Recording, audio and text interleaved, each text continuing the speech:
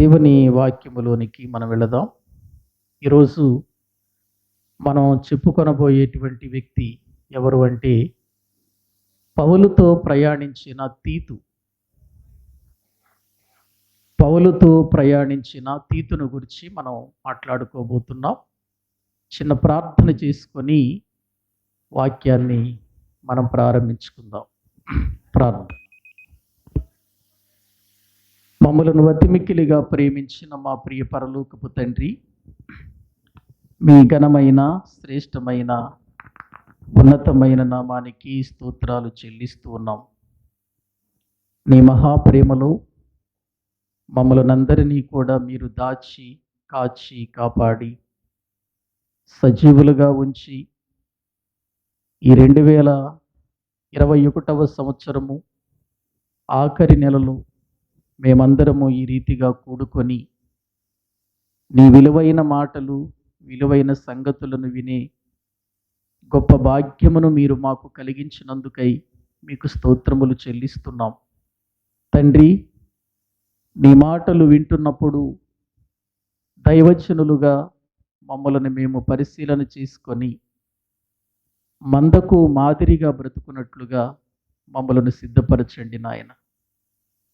ఈ లోకములో మేమేదో అధికారముతో లేకపోతే ఈ లోక సంబంధమైనటువంటి ధనముతో ఆస్తి అంతస్తులతో తలతూగేటువంటి జీవితం మాది కాదని, మా బ్రతుకు కాలమంతా కూడా నీ వైపు చూస్తూ నీ మాటలలో ఉన్నటువంటి పరమార్థమును తెలుసుకుంటూ మొదటిగా మేము మా బ్రతుకులను జాగ్రత్త పరుచుకుంటూ ఇతరులకు నీ వాక్యాన్ని చెప్పగలిగినటువంటి దీనులముగా మీరు మమ్మలను చేయమని ప్రార్థన చేస్తూ ఉన్నాం.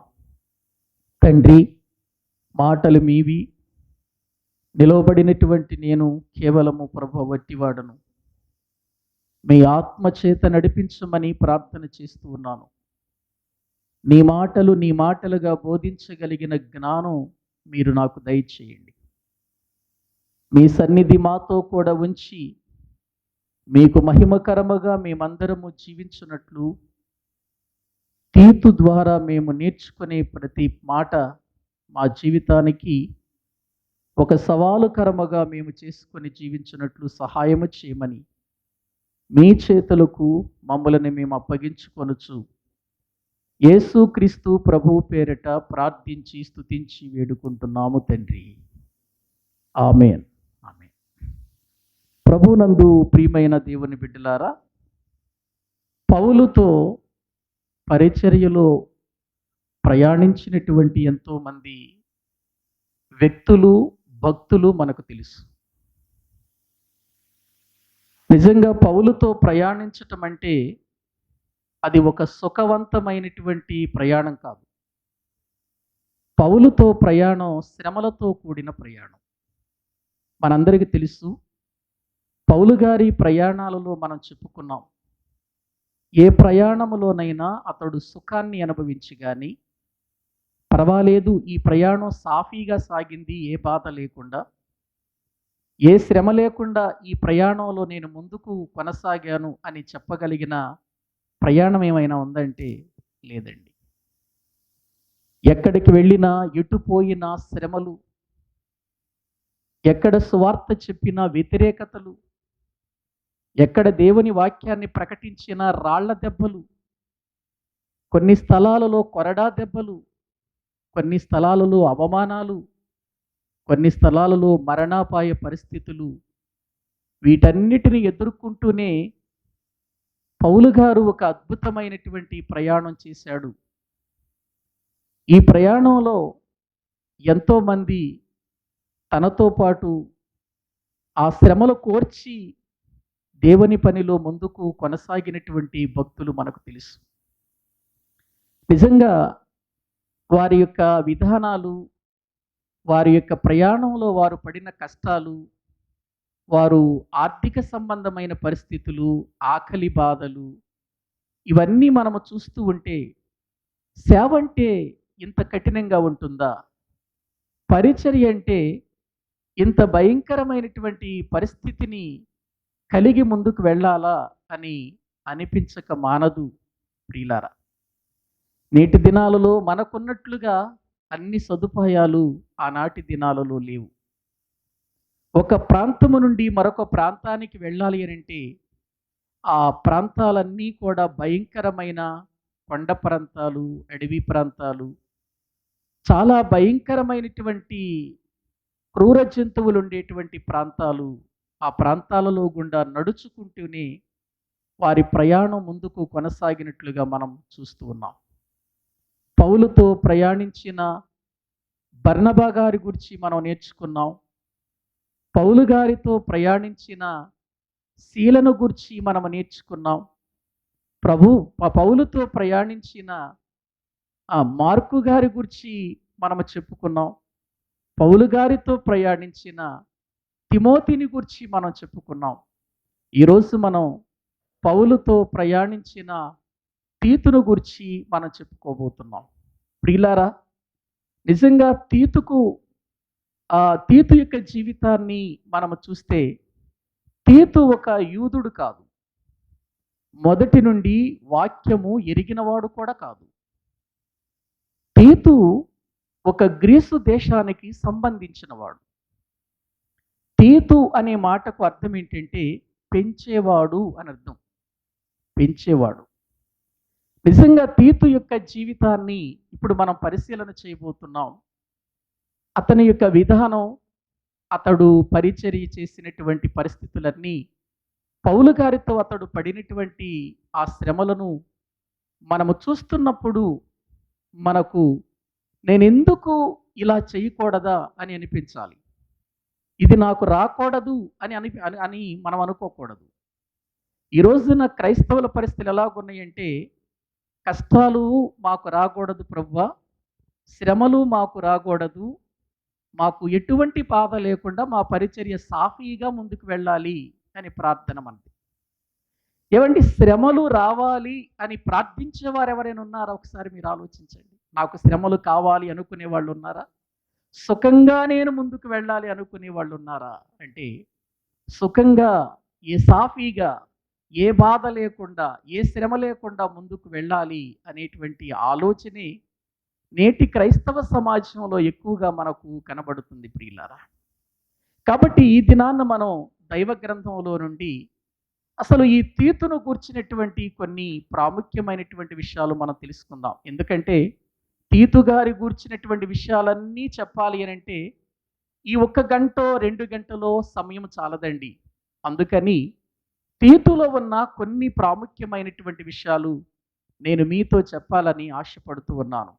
రండి, బైబిల్ గ్రంథంలో గలతీయులకు రాసిన పత్రిక 2వ అధ్యాయం 3వ వచనాన్ని మనం చదువుకుంటే ఈ తీతు ఏ దేశానికి సంబంధించిన వాడో అక్కడ మనకు తెలియబడుతుంది. ప్రియులార, గలతీయులకు రాసిన పత్రిక 2వ అధ్యాయము 3వ వచనాన్ని మనం చదువుకుందాం. అయినను నాతో కూడానున్న తీతు ఏ దేశస్థుడు? గ్రీసు దేశస్థుడైనను అతన్ని సున్నతి పొందుటకు బలవంత పెట్టబడలేదు.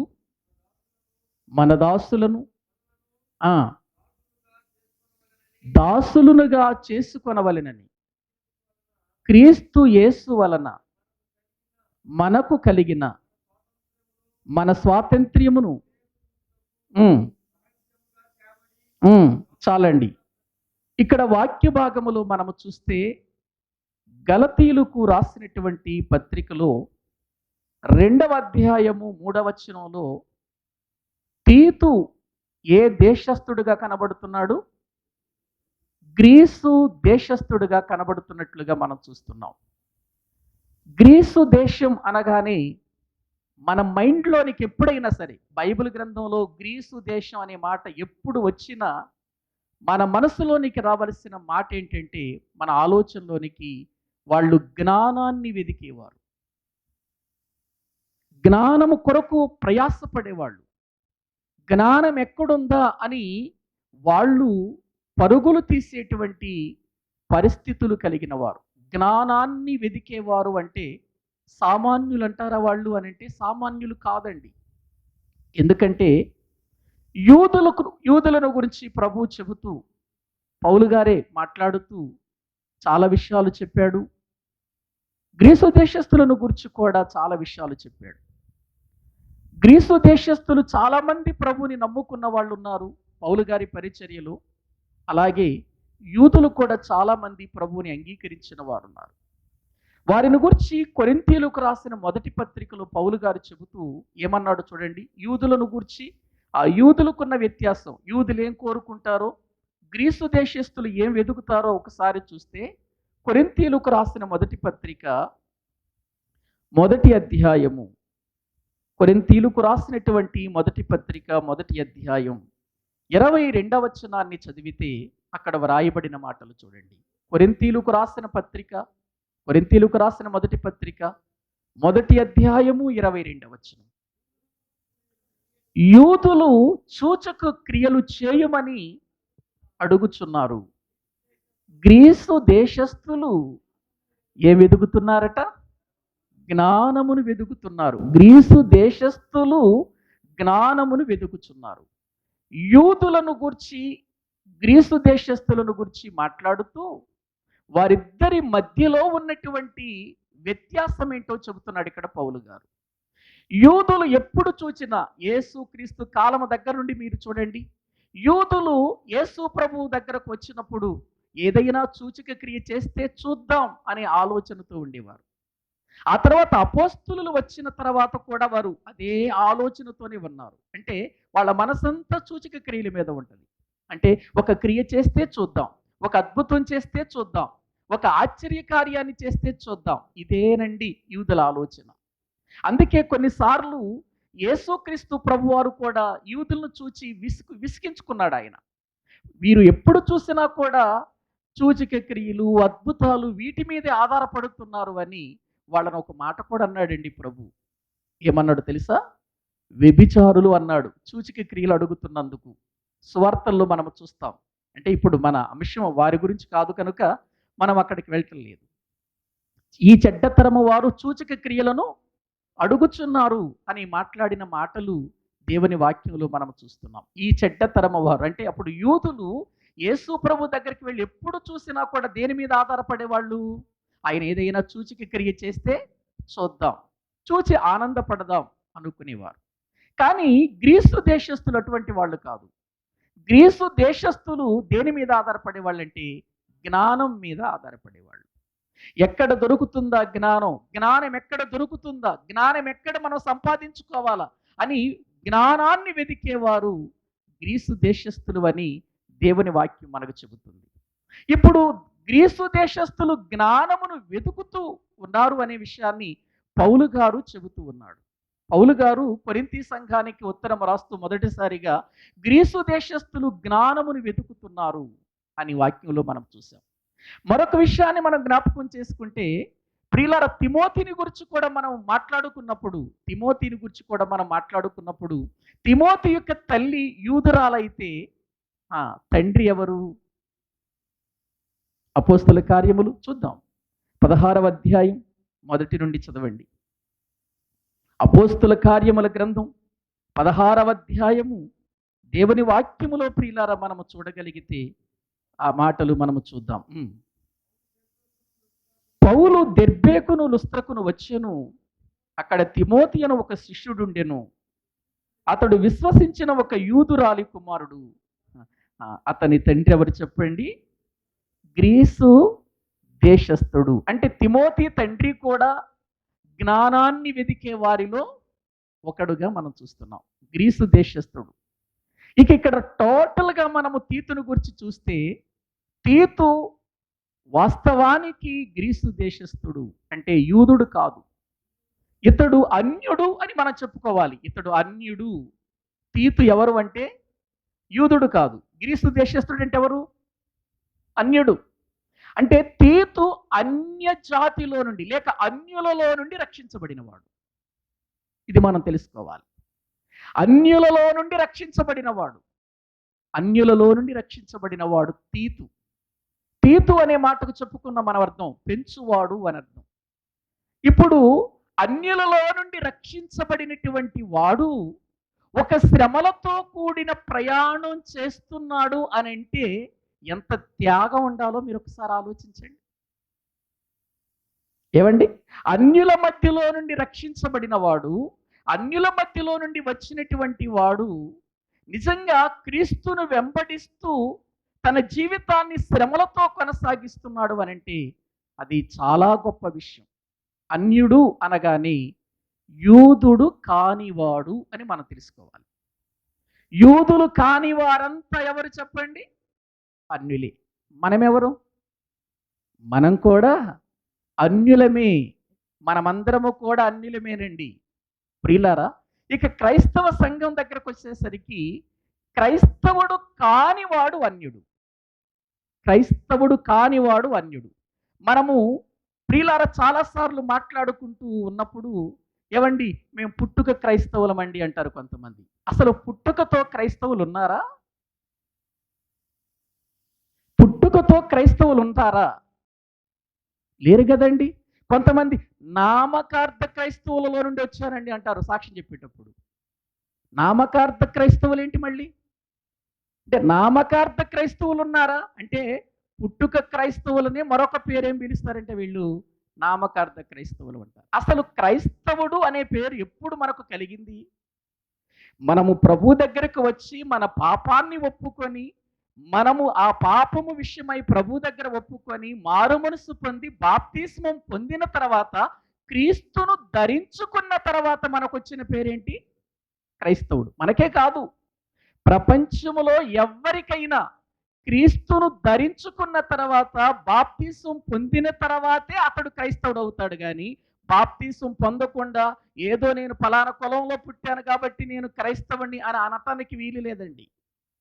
ఎందుకంటే పుట్టుక క్రైస్తవులు కానీ లేక పుట్టుకతో నామకార్థ క్రైస్తవులు కానీ ఎవరు లేరు. ఒకవేళ నామకార్థ క్రైస్తవులని పిలవవలసి వస్తే క్రైస్తవుడైన తర్వాత రక్షణ పొందిన తర్వాత అతడు నామకార్థమైన జీవితాన్ని జీవిస్తుంటే వాడిని ఏమనాలి? మనం నామకార్థ క్రైస్తవుడు అనాలి.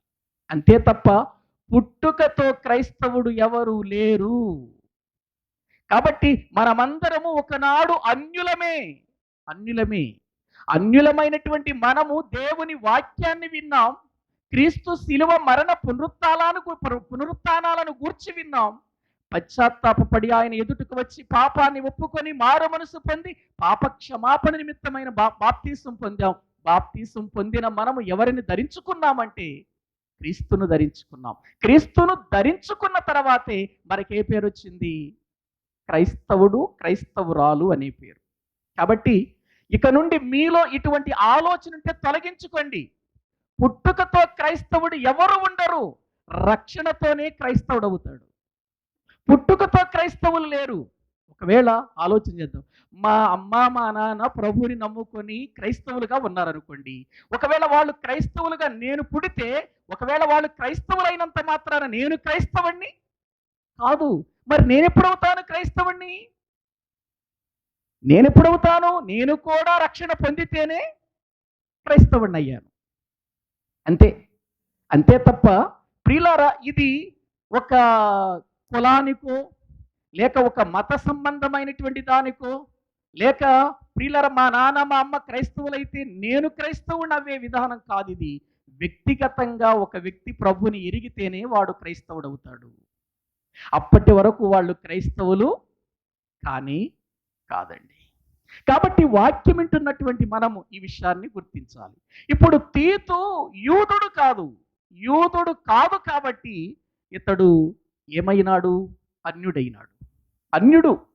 యూదులు కానివారు, యూదులు అంటే దేవుని ప్రజలు, దేవుడు ఏర్పాటు చేసుకున్న జనాంగం ఇశ్రాయేలీలు ప్రియులారా. కాబట్టి ఇప్పుడు ఇశ్రాయేలీయుడు కానివాడు ఎవరు అనంటే అతడు అన్యుడు అనే విషయాన్ని మనము తెలుసుకోవలసిన వారమై ఉంటున్నాం. కాబట్టి ఇక్కడ గ్రీసు దేశస్థుడు తీతు ఒకనాడు అన్యుడు, కానీ దేవుని మాటలు విన్నాడు, దేవుని వాక్యాన్ని విన్నాడు, తన జీవితాన్ని మార్చుకున్నాడు, అసలైన జ్ఞానములోనికి వచ్చాడు. లోక జ్ఞానములో నుండి అసలైన జ్ఞానంలోనికి వచ్చాడు ప్రియులారా. అందుకే అక్కడ ఏమంటున్నాడు చూడండి ఒక్కసారి. కొరింథీయులకు రాసిన మొదటి పత్రిక 1వ అధ్యాయం 22వ వచనం చదవండి మళ్ళీ. యూదులు సూచక క్రియలు చేయమని అడుగుచున్నారు, గ్రీసు దేశస్థులు జ్ఞానమును వెదుకుచున్నారు. చదవండి కింద కూడా. అయితే మేము సిలువ వేయబడిన క్రీస్తును ప్రకటించుచున్నాము. ఆయన యూదులకు ఆటంకముగాను అన్యజనులకు వెర్రితనముగాను ఉన్నాడు గాని యూదులకేమి గ్రీసు దేశస్థులకేమి పిలువబడిన వారందరికీ క్రీస్తు దేవుని శక్తియును దేవుని జ్ఞానమునై ఉన్నాడు. పిలువబడిన వారు ఎవరైనా వాళ్ళు యూదులా? పిలువబడిన వాడు అన్యుడా? అయితే ఈ అన్యుడైనా యూదుడైనా పిలువబడినటువంటి ప్రతి ఒక్కరికి ప్రియులారా యేసుక్రీస్తు ఏమై ఉన్నాడు? దేవుని శక్తి, దేవుని జ్ఞానమై ఉన్నాడు. అంటే ప్రియులారా, ఎందుకు నేను ఈ విషయాలు చెబుతున్నానంటే, ఈ భూమి మీద 2 రకాలైన జ్ఞానాలు పనిచేస్తున్నాయి. ఒకటి లోక సంబంధమైన జ్ఞానం, దానినే ప్రకృతి సంబంధమైన జ్ఞానం అన్నాడు యాకోబు గారు. దానినే దయ్యముల జ్ఞానం అన్నాడు. ప్రియులార, కానీ పర సంబంధమైన జ్ఞానం దేవుని జ్ఞానం. భూ సంబంధమైన జ్ఞానం ఈ భూమి మీద బ్రతకటానికి ఉపయోగపడుతుందేమో కానీ పర సంబంధమైన జ్ఞానం ఈ భూమి మీద, ఈ భూమిని విడిచిన తర్వాత పరలోకంలో కూడా జీవించటానికి ఉపయోగపడేది పర సంబంధమైన జ్ఞానం. అది పవిత్రమైనది, అది మత్సరము లేనిది, అది పరిశుద్ధమైనది అని అంటాడు యాకోబు గారు ప్రియులారా. కాబట్టి లోకములో ఎంత జ్ఞానము సంపాదించినటువంటి వ్యక్తి ఆ జ్ఞానంతోనే చచ్చిపోతే అతడు పరలోకానికి చేరుకోలేడు. కానీ లోక జ్ఞానముతో పాటు క్రీస్తు జ్ఞానమును సంపాదించుకొని ఆ జ్ఞానములో ఎదిగి బ్రతికి చనిపోతే అప్పుడు అతడు పరలోకాన్ని సంపాదించుకుంటాడు. కాబట్టి లోక జ్ఞానం మీదే ఆధారపడేవారు లోకములో జీవించేంత వరకే వారు ఒకవేళ ధనవంతులుగా ఉండొచ్చు, డబ్బున్న వారిగా ఉండొచ్చు, పేరు కలిగిన వారిగా ఉండొచ్చు, రాజకీయ నాయకులుగా ఉండొచ్చు, అధికారము కలిగిన వారిగా ఉండొచ్చు. కానీ వారు చనిపోతే పరలోకం వారి కోసం కాచుకొని లేదు, వారికి నిత్య జీవము లేదు. కానీ ఒక వ్యక్తి జీవితములో లోక జ్ఞానముతో పాటు ఒక ప్రాముఖ్యమైన జ్ఞానం ఉంది. అది పర సంబంధమైన జ్ఞానం, అది పరలోక సంబంధమైనది అని తెలుసుకొని ఆ పరలోక సంబంధమైన జ్ఞానమును సంపాదించుకుంటేనే ఆ వ్యక్తి పరలోకానికి చేరుకుంటాడు అనే విషయాన్ని ఇక్కడ దేవుని వాక్యంలో మనము చూడగలుగుతున్నాం ప్రియులారా. కాబట్టి మనము గుర్తించవలసినటువంటి విషయం ఏంటి అనంటే, తీతు ఒక అన్యుడు, లోక జ్ఞానం ఉంది, కానీ అతడు ఎప్పుడైతే యేసుక్రీస్తు ప్రభువును గురించి విన్నాడో, ఆయన శిలువ మరణ పునరుత్థానాలను గురించి విన్నాడో, అతడు రక్షించబడి అతడు మారుమనసు పొందిన తర్వాత అతడు క్రీస్తు జ్ఞానములోనికి వచ్చాడండి. క్రీస్తు జ్ఞానములోనికి వచ్చినటువంటి ప్రియులారా, ఇతడు తన యొక్క జీవితములో ఒకానొక సందర్భములో ప్రియులారా పౌలు గారితో కలవటం జరిగింది. పౌలు గారి దగ్గరకు రావటం జరిగింది. ఎప్పుడు వచ్చాడో చూద్దాం ఒకసారి. బైబిల్ గ్రంథములో మనము చూస్తే గలతీయులకు రాసిన పత్రికలో 2వ అధ్యాయము 1వ వచనం నుండి చదవండి. ఇప్పుడు గలతీయులకు రాసినటువంటి పత్రిక 2వ అధ్యాయము 1వ వచనము నుండి చదవండి. 1వ వచనము నుండి గలతీయులకు రాసిన పత్రిక 2వ అధ్యాయం 1వ వచనము నుండి చదువుకుందాం. అటు పిమ్మట 14 సంవత్సరములైన తరువాత నేను తీతుని వెంట పెట్టుకొని బర్నబాతో కూడా యెరూషలేమునకు తిరిగి వెళ్ళి తిని అని అన్నాడు.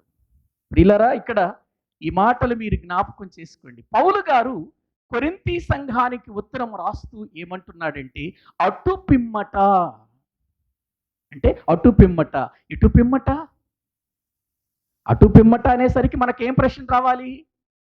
ఎటు పిమ్మట అంటే దీనికి ముందు ఏదో ఒక సంఘటన జరిగింది. అటు పిమ్మట 14 సంవత్సరాల తర్వాత అంటున్నాడు చూడండి. 14 సంవత్సరాల తర్వాత అని అంటున్నాడు. అంటే పౌలు గారు ప్రభువునందు విశ్వాసం ఉంచి ప్రభు కొరకు పరిచయటం ప్రారంభించిన తరువాత 14 సంవత్సరాలకు తీతు కలిశాడు. మళ్ళీ ఆ మొదటి వచనం మళ్ళీ చదవండి. మొదటి వచనం, అటు పిమ్మట 14 సంవత్సరములైన తర్వాత అప్పుడు నేను తీతును వెంటబెట్టుకొని బర్నబాతో కూడా యెరూషలేమునకు. ఇక్కడ మనం గుర్తించాలి, పౌలు బర్నబాలు యెరూషలేమునకు ఎప్పుడు వెళ్ళారు? ప్రయాణాల్లో చెప్పుకున్నాం. పౌలు ప్రయాణాలలో చెప్పుకున్నాం. ఇప్పుడు మీకు ఒకటి గుర్తు చేస్తాను ప్రియులారా. పౌలు గారి ఏ ప్రయాణంలో బర్నబా ఉన్నాడు? మొదటి ప్రయాణంలో. ఈ తర్వాత ప్రయాణంలో లేడు కదండి. తర్వాత రెండవ ప్రయాణంలో వారిద్దరికి చిన్న సమస్య వచ్చింది. ఆ తర్వాత శీలను తీసుకుని వెళ్ళిపోయాడు కదా మొదటి ప్రయాణంలో. ఇప్పుడు పౌలు గారు మొదటి ప్రయాణంలోనే బర్నబా గారిని వెంట పెట్టుకుని వెళ్ళాడు. వెంట పెట్టుకుని వెళ్ళి తిరిగి వచ్చిన తర్వాత ప్రియులారా, అంత్యొకయలోనికి కొంతమంది వచ్చి కొంత దుర్బోధ పెట్టారు కదా అక్కడ. సున్నతి పొందితేనే రక్షణ, సున్నతి అనేటువంటిది లేకపోతే ఆ వ్యక్తి రక్షణ పొందటానికి వీలు లేదని ఒక ప్రియులారా తప్పుడు బోధను వినిపించారు. అందుచేత అక్కడ ఉన్నటువంటి సహోదరులు ఏం చేశారు అని అంటే, ఇక్కడ కాదయ్యా, మీరు యెరూషలేముకు వెళ్ళండి, అక్కడ పెద్దలు ఉన్నారు, వాళ్ళందరూ కూడా అసలు వాస్తవం ఏంటో తెలియచేస్తారని పౌలు బర్నబా గారిని ఎక్కడికి పంపిస్తారు? యెరూషలేమునకు వెళతారు. ఆ యెరూషలేమునకు వెళ్ళే సందర్భంలో అక్కడ వచ్చిన సమస్యకు పరిష్కారం అపోస్తుల కార్యంలోనే మనం చూసాం. ప్రియులారా, ఆ పరిష్కారం జరిగించుకోవటానికి పౌలు బర్నబాలు యెరూషలేమునకు వెళుతున్న సందర్భంలో ఎవరున్నారు వారితో కూడా? తీతు ఉన్నాడు. అంటే తీతు పౌలు గారితో ఎప్పుడు కలిశాడు అంటే మొదటి ప్రయాణానికి రెండవ ప్రయాణానికి మధ్యలో.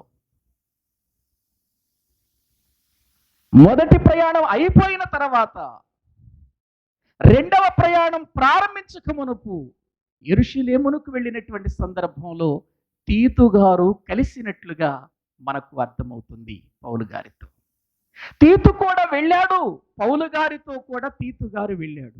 ఏవండి, తీతు గారు పౌలు గారితో వెళ్ళాడంటే అక్కడ ఏమన్నా మంచి భోజనాలు పెడతారని వెళ్ళాడా? ఏవండి, ఈరోజు సేవకుల పరిస్థితులు ఎట్లాగోనో తెలుసా? పలానా చోట ఇదిగో సేవకులు కుడుకు జరుగుతుందంటే మంచి భోజనాలు ఉన్నాయా? అడుగుతున్నారు ముందు. ఇదిగో మేము వెళుతున్నాం పలానా చోట, మరి ఒక పరిచర్య ఉంది, ఆ పరిచర్య దగ్గర అక్కడికి వెళుతున్నాం మేము, మీరు కూడా వస్తారా అని అడిగితే ప్రియులారా ఎన్ని సౌకర్యాలు కోరుకుంటారండి రమ్మన్నప్పుడు. ఒకవేళ అయ్యా ఇదిగో మేము పలానా చోట పరిచర్యకి వెళుతున్నాం, అక్కడ అవసరమైతే కొడతారు, అక్కడ అవసరమైతే తిడతారు, అవసరమైతే మనల్ని చంపే అవకాశం ఉంది, వస్తారా మీరు పరిచర్యకి అంటే ఎవరు వస్తారు చెప్పండి? ఎవరు వస్తారండి? ఎవరన్నా వస్తారా? అక్కడ అన్నీ బాగున్నాయా సదుపాయాలు అని అంటే అప్పుడు వస్తారు. అక్కడ సదుపాయాలు బాగాలేదయ్యా, అసలు పరిస్థితులు బాగుండలేదు, అక్కడ వాళ్ళు కుట్టేస్తారు, తిట్టేస్తారు, అసలు మామూలు మనుషులు కాదు వాళ్ళు అని అనుకుంటే ప్రియులారా రమ్మన్నా వస్తారండి? మేం ఛార్జీ పెట్టుకుంటాం రమ్మన్నా వస్తారా? రారండి. ఇప్పుడు సమస్యతో వెళుతున్నారు, యెరూషలేమునకు సమస్యతో వెళుతున్నారు. సమస్యతో వెళుతున్నప్పుడు ఏం జరుగుతుందో తెలుస్తుందా? సమస్యతో వెళుతున్నారు యెరూషలేముకు, పౌలు బర్నబాలు సమస్యను తీసుకెళ్తున్నారు. ఇప్పుడు సమస్యతో వెళుతున్నటువంటి వారి వెంట తీతు గారు నేను కూడా వస్తానని వాళ్ళ వెంటబడి వెళుతున్నాడంటే ఏంటి అర్థం? ఒకసారి ఆలోచించండి ప్రియులారా. ఆ సమస్య నాకెందుకు, ఆ సమస్యలు నేనెందుకు మధ్యలో దూరానంటే లేనిపోయిన పరిస్థితులు వస్తాయి, నాకెందుకులే వాళ్ళని వెళ్ళనివ్వండి అని అనుకోవాలి తీతు గారు. కానీ అట్లా కాదు, వారితో కూడా కలిసి ప్రియులారా ఇదిగో యెరూషలేమునకు వెళుతున్నాడు. ఆ తర్వాత అక్కడ వాళ్ళు పరిష్కారం చేసుకున్నారు సమస్యను. ఆ తర్వాత వాళ్ళు ఇదిగో సున్నతి కాదు ప్రాముఖ్యం, విశ్వాసము ద్వారానే రక్షణ అనే విషయాన్ని పెద్దలు తీర్చారు. పేతురు గారు, యాకోబు గారు వాళ్ళంతా యెరూషలేములో వాళ్ళు మళ్ళీ తిరిగి వచ్చినట్లుగా దైవ గ్రంథంలో ప్రియులారా మనము చూస్తున్నాం. అంటే ఎందుకు నేను ఈ విషయాన్ని చెబుతున్నాను అని అంటే ప్రియులారా, తీతు గారు నిజంగా ఎటువంటి పరిస్థితులలో పౌలు గారితో వెళుతున్నాడంటే ఒక సమస్యతో ఉన్నప్పుడు పౌలు గారితో వెళుతున్నాడు. పౌలు గారితో వెళుతున్నట్లుగా మనం చూస్తున్నాం. ఇక ప్రియులారా, గలతీ పత్రిక వ్రాసే సమయానికి తీతు అక్కడ ఉన్నాడు అంటే దాని అర్థం ఏంటో తెలుసండి. గలతీ పత్రిక రాసే సమయానికి తీతు గారు అక్కడ ఉన్నాడు అంటే అర్థం ఏంటో తెలుసా? పత్రికలన్నిటిలో కూడా నేను చెప్పాను, పత్రికలన్నిటిలో కూడా పౌలు గారు మొట్టమొదటిగా వ్రాసిన పత్రిక ఏది? ఏమండి, పౌలు గారి ప్రయాణములలో మొట్టమొదటి పత్రిక ఏది? రోమా పత్రిక అనుకుంటున్నారా? కొరింథీయులకు రాసిన పత్రిక అనుకుంటున్నారా? కాదండి, పౌలు గారు రాసిన మొట్టమొదటి పత్రిక గలతీ పత్రిక. పౌలు గారు రాసినటువంటి మొదటి పత్రిక గలతీ పత్రిక అండి. ఎందుకంటే నేను ప్రయాణాల్లో చెప్పాను కాబట్టి ఇప్పుడు అదంతా వివరించడానికి ప్రియులారా టైం లేదు. పౌలు గారు ఒకవేళ రోమా పత్రిక నుండి హెబ్రీలకు రాసినటువంటి పత్రిక వరకు 14 పత్రికలు పౌలు గారే రాశాడు అనుకుంటే, ఈ 14 పత్రికలలో మొట్టమొదటిగా పౌలు గారు రాసిన పత్రిక ఏదనగానే వెంటనే మనందరికీ మైండ్లో రావాల్సింది గలతీ పత్రిక. గలతీ పత్రిక అంటే పౌలు గారు మొట్టమొదటి పత్రిక గలతీ పత్రిక రాసే సమయానికి తీతు గారు ఎవరితో ఉన్నారు చెప్పండి? పౌలు గారితో ఉన్నాడు. మొట్టమొదటి పత్రిక రాసే సమయానికే తీతు గారితో, ప్రియులారా, ఇది పౌలు గారితో తీతు గారికి సంబంధం ఉన్నట్లుగా మనం చూస్తున్నాం. అందుకే గలతీలకు రాసిన పత్రికలు అతని గురించి మాట్లాడుతున్నాడు. అతడు గ్రీసు దేశస్థుడు అనే విషయాన్ని మనం చూస్తున్నాం. ఇలా తీతు ఒక అన్యుడైనప్పటికీ కూడా రక్షించబడిన వాడిగా, దైవజనుడైనటువంటి పౌలును వెంబడించినటువంటి వాడిగా మనం చూస్తుంటున్నాం. ఈ విధంగా తీతు, ప్రియులారా, దేవుని యొక్క సన్నిధిలో ముందుకు కొనసాగుతూ ఎంత దగ్గరయ్యాడు పౌలు గారి కంటే, నా నిజమైన కుమారుడు తీతు అనే స్థితికి వెళ్ళిపోయాడు. తీతుకు రాసిన పత్రిక చూడండి. తీతుకు రాసిన పత్రిక మొదటి పత్రిక అండి. తీతుకు రాసిన ఒకే పత్రిక ఉంటుంది కదా, చూడండి 1వ అధ్యాయము 4వ వచనం చూడండి. ఎందుకంటే తీతు గారిని గురించి మనం చెప్పుకోవటానికి చాలా విషయాలు ఉన్నాయి. కొన్ని ప్రాముఖ్యమైన విషయాలు నేను మీతో చెబుతాను. తీతు గారిని గూర్చిన విషయాలు మనం చూస్తే, ఇలా ప్రయాణమైనటువంటి పౌలు గారితో ప్రియులారా కలిసి యెరూషలేమునకు వెళ్ళిపోతూ కలిసినటువంటి తీతు గారిని గురించి తీతుకు రాసిన పత్రికలు ఏమి రాస్తున్నాడో చూడండి. 1వ అధ్యాయం 4వ వచనం చదవండి. దేవుని దాసుడును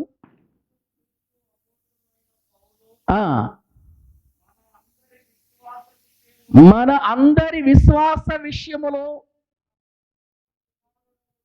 అబ్బా, ఏం ప్రియుల స్టేట్మెంట్ ఇస్తున్నాడండి తీతు గురించి పౌలు గారు.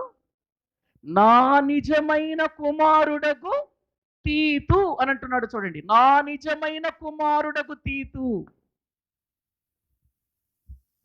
అంటే, నా నిజమైనటువంటి కుమారుడు తీతు అంటే, పౌలు గారి దగ్గర చాలా మంది కుమారులు ఉన్నారు కానీ అందరు నిజమైన వాళ్ళు కాదు. అందుకే ఒకానొక సందర్భంలో అతడు చాలా బాధపడుతూ చాలా వేదన చెందాడండి. చాలా వేదన చెందాడు. ఇదిగో, నేను ప్రేమించిన వారే నన్ను విడిచి వెళ్ళిపోయారు, నాకు అన్యాయం చేశారు, నాకు ద్రోహం చేశారని మాట్లాడిన సందర్భాలు పౌలు గారి జీవితంలో మనం చూస్తున్నాం. కానీ ప్రియులారా, ఇతడు అటువంటి వాడు కాదు. ఇదే మాట తిమోతిని గురించి కూడా రాశాడు కదా. ఇదే మాట మన తిమోతిని గురించి చెప్పుకున్నప్పుడు తిమోతిని గురించి కూడా రాశాడు. నా నిజ కుమారుడైన తిమోతి అన్నాడు. అంటే పౌలు గారికి ఉన్నటువంటి వారిలో కొంతమంది నిజంగా నమ్మిన బంటుల్లాగా ఉండి పరిచర్య చేసిన వాళ్ళు ఉన్నారండి. అందులో తిమోతి ఒకడు. తర్వాత మనము చూస్తే తీతు కూడా ఒకడుగా కనబడుతున్నాడు. అందుకే నా నిజ కుమారుడైన తీతు అని అంటున్నాడు.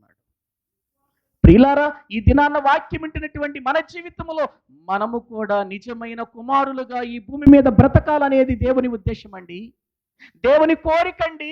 మనము దేవుని పిల్లలమని చెప్పుకుంటున్నాం కానీ ఎటువంటి పిల్లలం? ఇశ్రాయేలు జనాంగము తనకు నమ్మకమైన వారిగా ఉండాలని దేవుడు ఆశించాడు. ఇశ్రాయేలు జనాంగము తనకిష్టమైన పిల్లలుగా ఉండాలని ఆశించాడు. కానీ ఒకనాడు వారు ఎటువంటి పిల్లలుగా మారిపోయారంటే, భ్రష్టులైన పిల్లలారా అన్నాడు వాళ్ళని ఒకసారి. దేవుని పిల్లలే కానీ ఏమైపోయారు? భ్రష్టులైపోయారు. మనందరికీ తెలుసు, యెషయా గ్రంథం 1వ అధ్యాయం 2వ వచనంలో చూస్తే ఆ జనాంగాన్ని గురించి మాట్లాడుతూ, నేను పిల్లల్ని పెంచి గొప్పవారినిగా చేసి తిరిగాని వారు నా మీద తిరుగుబాటు చేసి ఉన్నారు, తిరుగుబాటు చేశారు అని మాట్లాడుతూ వారిని గురించి పాపిష్టి జనమా, దోషభరితమైన ప్రజలారా, చదవండి ఆ వచనాన్ని ఒకసారి. ఎలా మాట్లాడుతున్నాడు, ఎంత బాధపడుతున్నాడో దేవుడు ఒకసారి చూద్దామండి. పాపిష్టి జనమా, దోషభరితమైన ప్రజలారా, దుష్ట సంతానమా, చెరుపు చేయి పిల్లలారా. చూసారండి ఎలా మారిపోయారు. దేవుని నిజమైన పిల్లలుగా ఉండవలసిన వారు, నిజమైన పిల్లలుగా బ్రతకవలసిన వారు పాపిష్టి జనంగా మారిపోయారు, దోషభరితమైన పిల్లలుగా మారిపోయారు. ప్రియులారా, ఇదిగో భయంకరమైనటువంటి పిల్లలుగా మారిపోయారు. దేవుని ఉద్దేశం అండి, ఈ భూమి మీద దేవుని పిల్లలమైనటువంటి మనమందరము ఆయన పిల్లలమని నిజంగా పిలువబడాలనేది ఆయన ఉద్దేశం అండి. ఒకసారి మీరు దేవుని వాక్యాన్ని చూడగలిగితే ప్రియులారా, ఆయన ఉద్దేశం ఏంటో ఒకసారి చూద్దాము రండి. దేవుని వాక్యములో ఎఫెసీయులకు రాసిన పత్రిక 5వ అధ్యాయం 1వ వచనం చదవండి. ఎఫెసీయులకు రాసిన పత్రిక 5వ అధ్యాయం 1వ వచనం.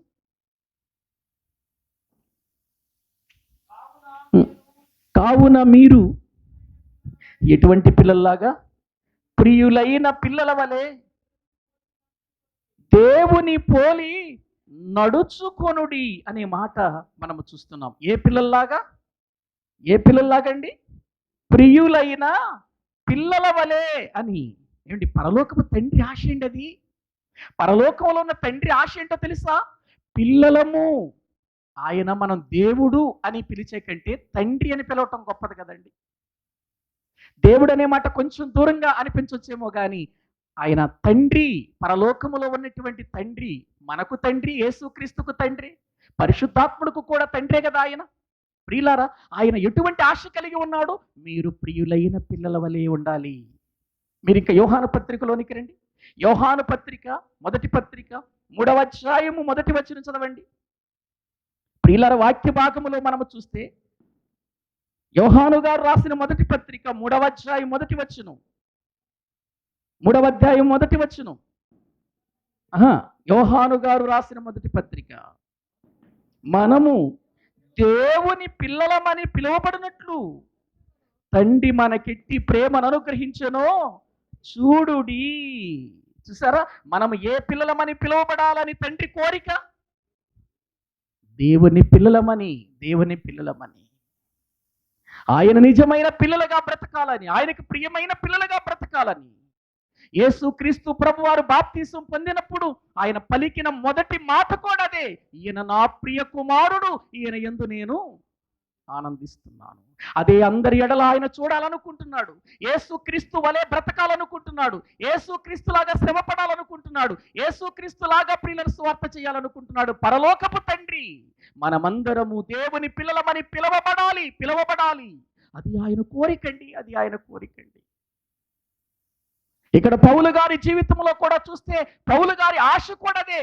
నాతో తిరుగుతూ, నాతో సేవ చేస్తూ, నాతో ప్రయాసపడుతున్నటువంటి ఇదిగో వీళ్ళంతా కూడా నా నిజమైన కుమారులు కావాలి, నా నిజమైన కుమారులు కావాలి. అది ఆయన కోరిక.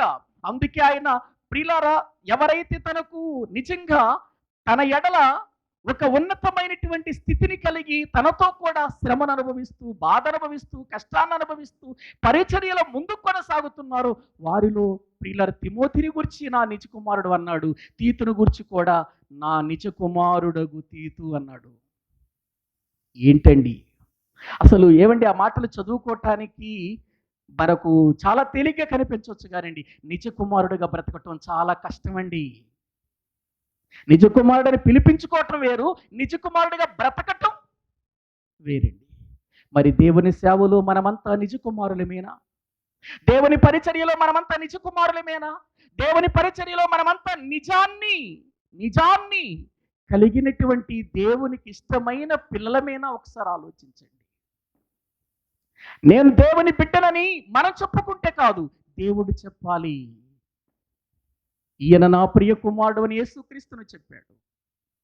ప్రియమైన దేవుని బిడ్డలారా, దానియేలును గురించి చెప్పాడు, నీవు నాకు బహుప్రియుడవు అని అన్నాడు. అబ్రహాముతో చెప్పాడు, అబ్రహామా నీవు నా స్నేహితుడవు, నా నమ్మకమైన వాడివి అన్నాడు. మరి మనం ఎలాంటి సేవకులం చెప్పండి? స్వార్థపూరితమైన సేవకులమా, లేక శ్రమలలో కూడా నిలిచి ముందుకు కొనసాగే సేవకులమా? ఒకసారి ఆలోచించండి. నా నిజ కుమారుడైనటువంటి తిమోతి, తీతు అని మాట్లాడుతున్నాడు చూడండి. ప్రియులారా, నిజంగా అండి, ఈ తీతు లేకపోతే పౌలు గారు చాలా బాధపడిపోయాడండి. తెలుసా మీకు? ఒకసారి చూడండి, ఆ వచనాన్ని కూడా చూపిస్తాను. తీతు లేకపోతే ఎంత బాధపడుతున్నాడో ప్రియులారా వాక్యంలో మనం చూద్దామండి. వాక్య భాగములు అదే, మనం దేవుని వాక్యాన్ని మనం చూడగలిగితే ప్రియులారా, వాక్య భాగములు మనం చూడగలిగితే గలతీయులకు రాసిన పత్రికలోనికి రండి. గలతీయులకు రాసినటువంటి పత్రికలోనికి మనము ప్రియులారా వస్తే అక్కడ వ్రాయబడినట్టు, ఆ కొరింథీయులకు రాసిన పత్రిక, క్షమించండి, కొరింథీయులకు రాసిన రెండవ పత్రిక, కొరింథీయులకు రాసిన రెండవ పత్రిక 2వ అధ్యాయం 12వ వచనం చూడండి. కొరింథీయులకు రాసిన రెండవ పత్రిక 2వ అధ్యాయము 12వ వచనం. క్రీస్తు సువార్త ప్రకటించుటకు నేను త్రోయకు వచ్చినప్పుడు ప్రభువు నన్ను, చక్కగా చదవండి, నాకు మంచి సమయము ప్రాప్తించి ఉండగా సహోదరుడైన తీతు నాకు కనబడనందున నా మనసులో ఏమి లేకపోయింది? ఎవరు కనబడకపోతే? అబ్బా, ఏంటండి ఈ బంధం ఏంటండి? ఒకసారి మీరు ఆలోచించండి. పౌలుకు తీతుకు ఉన్న బంధం ఏంటి ఒకసారి ఆలోచించండి.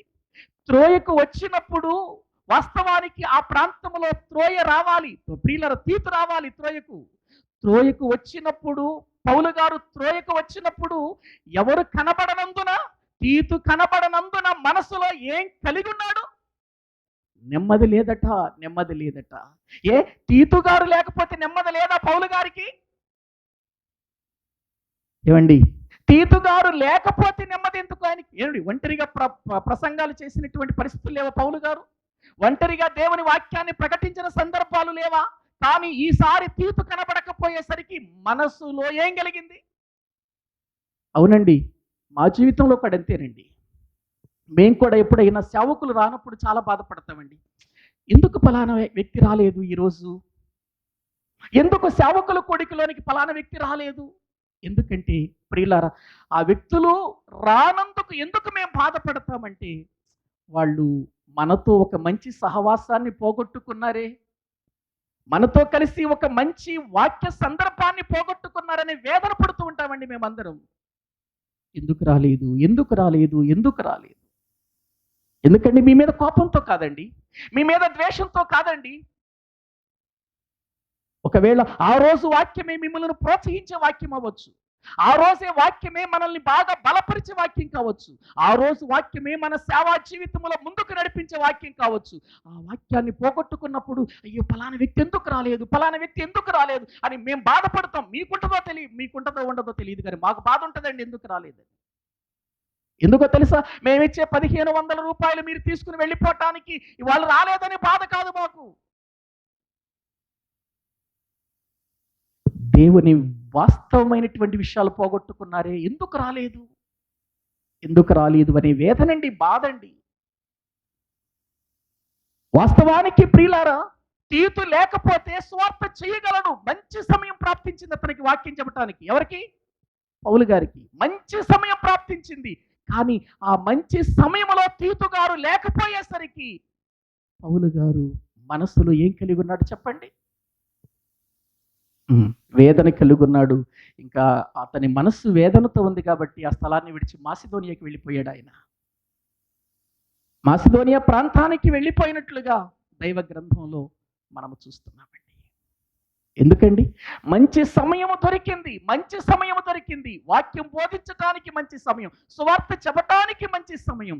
ఈ మంచి సమయంలో నిజంగా సువార్త ప్రకటించడానికి మంచి సమయం దొరికింది అనే ఆనందం ఒక ప్రక్కనైతే, తీతు లేడనే వేదన మరొక ప్రక్క పౌలు గారికి. ఎందుకు? సహవాసముగా, టీముగా, దేవుని పరిచర్యలో కలిసి పని చేయటం అనేటువంటిది చాలా అవసరమండి. అంటే తీతు లేని లోటు పౌలు గారి హృదయాన్ని ఏం చేసింది? బాధించింది. అంటే తీతు గారి విషయంలో పౌలు గారు ఎటువంటి సంబంధం, ఎటువంటి బంధం వారి మధ్యలో ఉందో, ఎటువంటి సహవాసం ఉందో దీన్ని బట్టి మనకు అర్థమవుతుంది ప్రియులారా, అర్థమవుతుంది. ఎందుకో చెప్పనండి, తీతు ఎంత ఆత్మీయుడు అంటే అన్యులలోనే రక్షించబడిన వాడు కదా. దేవుని పని విషయంలో కానీ, దేవుని కొరకు బ్రతికే విషయంలో కానీ, దైవజనుడు చెప్పేటువంటి మాటలను అనుసరించేటువంటి విషయంలో కానీ తీతు ఒక ఉన్నతమైన స్థానాన్ని సంపాదించుకున్నాడండి. చూద్దాం, చూడండి ఆ మాటలు. తీతుకు రాసిన పత్రిక 1వ అధ్యాయము, తీతుకు రాసినటువంటి పత్రిక 1వ అధ్యాయము దేవుని వాక్యములు 5వ వచనాన్ని చూడండి ప్రియులారా. తీతుకు రాసినటువంటి పత్రిక 1వ అధ్యాయము 5వ వచనాన్ని వాక్యములో నుండి మనము చూడగలిగితే అక్కడ వ్రాయబడినటువంటి మాటలు ఇలా ఉన్నాయండి. నేను నీకు ఆజ్ఞాపించిన ప్రకారము నీవు లోపముగా ఉన్న వాటిని దిద్ది ప్రతి పట్టణములోను పెద్దలను నియమించు నిమిత్తమే నేను నిన్ను క్రేతులో విడిచి వచ్చాను. తీతుకు ఉత్తరం రాస్తూ, తీతు, క్రేతులో నేను ఎందుకు నిన్ను విడిచిపెట్టి వచ్చానో తెలుసా? లోపముగా ఉన్న వాటిని దిద్ది. ఏమండి, క్రేతు అనేటువంటి ప్రదేశం ఒక ద్వీపం అండి. మీరు బైబిల్లో వెనక మీకు మేపలు ఉంటాయి కదా, బైబిల్ వెనుక మేపలు ఉంటాయి. పౌలు గారి 2-3 ప్రయాణాల్లో మేపలు చూడండి మీరు ఒకసారి చూడండి. పౌలు గారి మొదటి ప్రయాణం, పౌలు గారు 2వ 3వ ప్రయాణాలు కూడా మీరు చూస్తే బైబిల్లో చివర చూడండి మేపలు ఉంటాయి. చూడండి,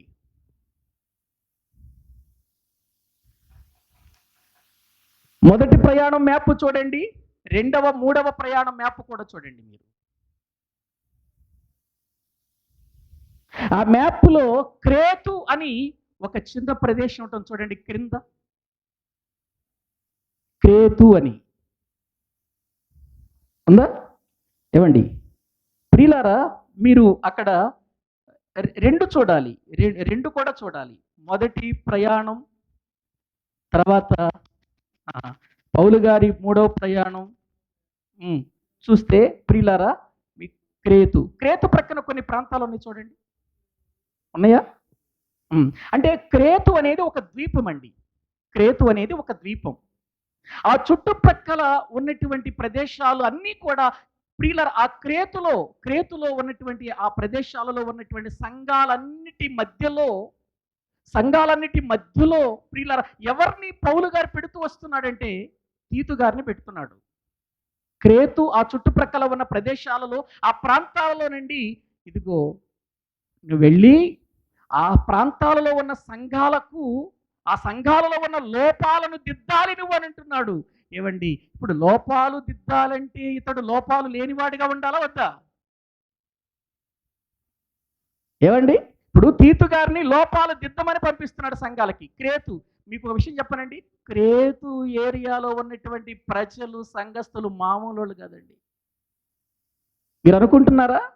ఏముందిలేండి, సంఘాల్లో పెద్దలు నియమించడం ఏముంది, సంఘంలో లోపాలు దిద్దటం ఏముంది, నేను కూడా దిద్దానంటారా? సంఘాలలో లోపం దిద్దటం అంత తేలిక పని కాదు. ఒకవేళ నీ సొంత జ్ఞానంతో, నీ సొంత అధికారంతో ఒకవేళ నువ్వేమైనా దిద్దొచ్చేమో కానీ ప్రియులారా, ఆ దిద్దుబాటు సరైంది కాదు. ఇప్పుడు తీతును క్రేతు పట్టణాల, ఆ ద్వీపాల మధ్యలో ఉన్నటువంటి ప్రాంతాలలో ఉన్న సంఘాలలో ప్రియులారా లోపాలను దిద్దటానికి పంపిస్తున్నాడు అంటే తీతు వాక్యములు ఆరితేరిన వాడా కాదా చెప్పండి? లోతైన వాడా కాదా? లోపాలను దిద్దేటువంటిది అందరికీ కుదరదండి, అందరికీ కుదరదు లోపం దిద్దటం అనేది. వాక్యములో లోతు తెలియాలి, వాక్య అనుభవాలు తెలియాలి, ఏది సత్యమో ఏది అసత్యమో తెలియాలి. ప్రియులారా, వాక్య విధానములో లోతైనటువంటి స్థితి ప్రియులారా కలిగి ఉన్నప్పుడే ఒక వ్యక్తి లోపాలు దిద్దాడు. పైగా సంఘాలలో లోపాలు దిద్దటం, పైగా ఈ సంఘాలు ఏమన్నా మామూలు సంఘాలు అనుకుంటారు మీరు? చూడండి, క్రేతులో ఉన్న ప్రజలు ఎటువంటి వాళ్ళు చూద్దాం. దేవుని వాక్యములో మనము చూస్తే క్రేతులో ఉన్న ప్రజలు ఎటువంటి వారో తీతుకు రాసిన పత్రిక 1వ అధ్యాయం ప్రియులారా వాళ్ళు ఎటువంటి వారో చూద్దాం. చూడండి ప్రియులారా, 10వ వచనం నుండి చదువుకుందామండి.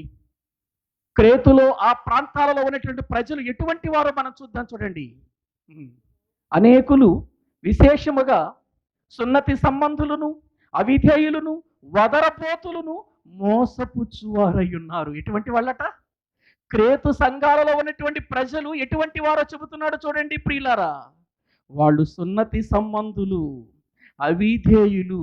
అవిధేయులు అంటే వాక్యానికి విధేయత చూపించేవాళ్ళు కాదు. మాకంతా తెలుసులే, మీ వాక్యం మేము వినాలా ఏంటి, మీరు చెప్పే వాక్యం మేము వినాలా ఏంటి, మేము ట్రైనింగ్ అయిన వాళ్ళం, మేము బాగా తెలిసిన వాళ్ళం, వాక్యం బాగా ఎరిగిన వాళ్ళం, మేము ఇతరులకు చెప్పేవాళ్ళం అని అనుకుంటాం మనం అయితే.